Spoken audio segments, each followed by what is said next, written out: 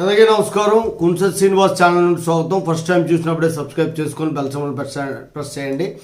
ఈరోజు ముఖ్యాంశం ఏంటంటే బ్రహ్మానందం గారు ఒక కామెడీ గుర్తొస్తుంది మనకి. కేసు చెప్పుకున్న ముందు మీకు చెప్పాలా, పిచ్చోళ్ళ గురించి వినడమే కానీ లైవ్లో చూడటం ఇదే మొదటిసారి అని చెప్పి. అలాగా కొన్ని చాలా కామెడీగా ఉంటాయి ప్రభుత్వాలు కోర్టులు తీసుకునేటువంటి చర్యలు. ఏం జరిగింది కామెడీ అనడానికి, ₹7.65 దొంగతనం జరిగితే 50 సంవత్సరాల కిందట ఇప్పుడు వరకు కేసు నడిచింది. ఇంతకీ ముద్దాయి దొరికాడంటే ముద్దాయి దొరకలేదు. పోలే ఫిర్యాదు ఇచ్చినోడు ఏమయ్యాడు అంటే ఫిర్యాదు ఇచ్చినోడు కనబడలేదు.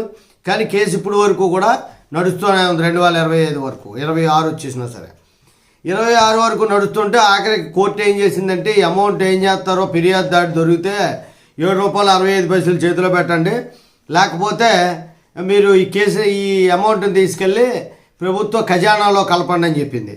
ఇందులో వింత ఏముంది అంటే మహారాష్ట్రలోని మంజుగోల్ కోర్టులో ఈ కేసు నడిచింది. ఇప్పుడు తుది తీర్పు ఇచ్చిందనమాట కోర్టు 50 సంవత్సరాల తర్వాత. అంటే ఇలాంటి కేసులు ఇలాంటి వింతలు మన భారతదేశంలోనే బహుశా ఉంటాయేమో. ఇతర దేశాల్లో ఉన్న కోర్టులు ఆ జడ్జిమెంట్లు అక్కడ ఎవరైనా యూట్యూబ్లో పెడితేనే కానీ మనకు తెలియవు.